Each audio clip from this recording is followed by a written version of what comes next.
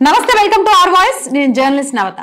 మొత్తానికి తెలంగాణ కర్ణాటకకు సంబంధించి అనుకున్నదొక్కటి అయ్యిందొక్కటి, బోల్తా కొట్టిందిలే బుల్బుల్ పిట్ట అని పాటలు పాడుకుంటారట. ఎందుకు అనంటే రాబోయే లోక్సభ ఎన్నికలలో దక్షిణాదిన ముఖ్యంగా గెలిచిన రెండు రాష్ట్రాలు, అటు కర్ణాటక కానీ ఇటు తెలంగాణ కానీ,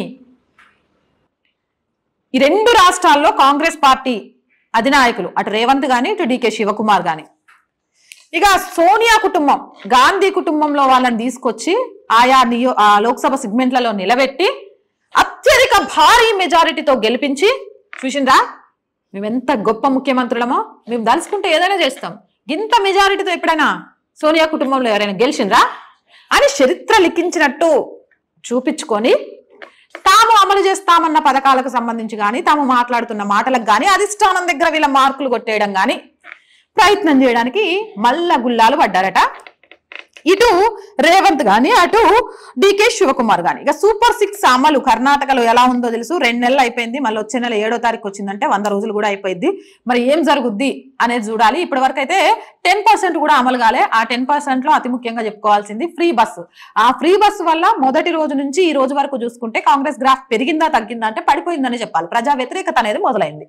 సరే, మరి ఇటు ప్రజా వ్యతిరేకత మొదలైంది, ఈ సూపర్ 6 అమలు తెలియదు, కొత్త కొత్త పథకాలు చెప్తున్నాం. అప్పటికే అటు కర్ణాటకలో కానీ ఇటు తెలంగాణలో కొంత తక్కువ. తెలంగాణ బీజేపీ అయితే చాలా క్లియర్ గా చెప్పింది, 100 రోజులు వాళ్ళు టైం అడిగిండ్రు, చూద్దామా 100 రోజుల్లో చేయకపోతే కదా 10 సంవత్సరాలు కచరా పాలనను చూసినాం, ఇప్పుడు వీళ్ళకి కనీసం 100 రోజులు టైం ఇవ్వకుంటే ఎట్లా అని కొంత ఆలోచిస్తున్నప్పటికీ ఇక్కడ బీఆర్ఎస్ గవర్నమెంట్ అలాగే అక్కడ ఉన్న ప్రజలు కూడా ఈ 6 ఏవైతే 6 పథకాలకు సంబంధించి సూపర్ 6 అనే పథకాలకు సంబంధించి మాట్లాడుతున్నారో వాటి గురించి క్వశ్చన్ చేస్తున్నారు.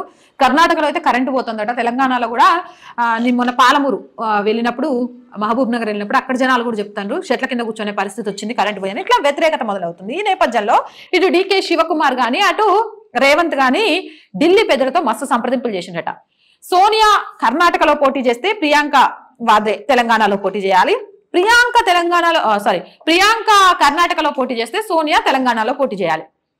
మళ్ళీ ఎక్కడ అయితే గీతే ఖమ్మం నుంచి పోటీకి దింపాలి అనుకున్నారు. ఎందుకు అనంటే ఖమ్మానికి సంబంధించి పొంగులేటి లాంటి ఒక లీడర్ ఉన్నారు. అండ్ బార్డర్ ఓట్లన్నీ కూడా కొంత కాంగ్రెస్ వైఎస్ రాజశేఖర రెడ్డి అభిమానులు ఉంటారు కాబట్టి ఇక అక్కడ భారీ మెజారిటీతో గెలిపించాలి అని మస్తు ట్రై చేసిందట. కానీ వీళ్ళ ఆశల మీద నీళ్లు చల్లేసిండ్రట పాపం గాంధీ కుటుంబం.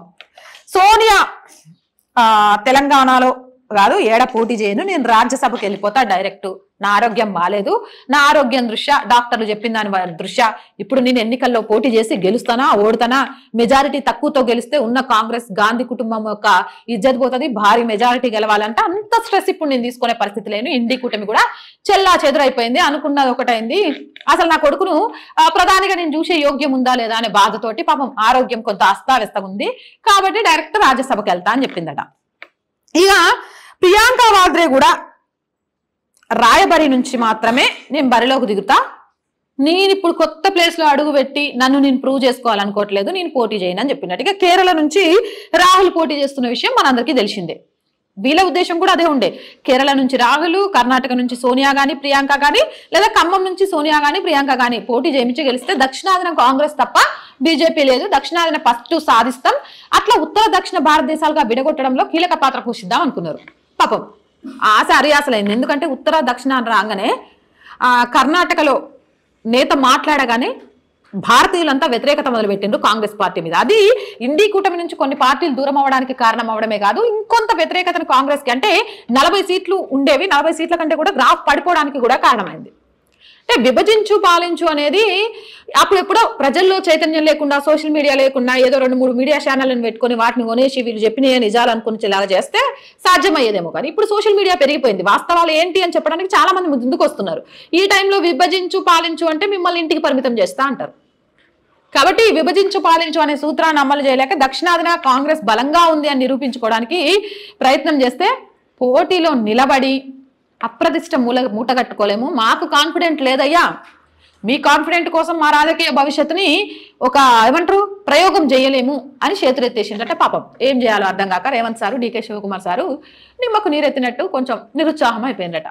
ఇది కూడా సోషల్ మీడియాలో ట్రెండ్ అవుతుంది. ఇది నిజమంటారా? నిజంగా కూడా గంత భారీ మెజార్టీతో గెలుస్తారా వాళ్ళు ఇక్కడ పోటీ చేస్తే? మీ అభిప్రాయం ఏంటో కింద కామెంట్ సెక్షన్లో తెలియజేయండి. ఇలాంటి మోర్ వీడియోస్ కోసం మన ఛానల్ వెంటనే సబ్స్క్రైబ్ చేయండి. వీడియో నచ్చిందా లైక్ చేయండి, షేర్ చేయండి.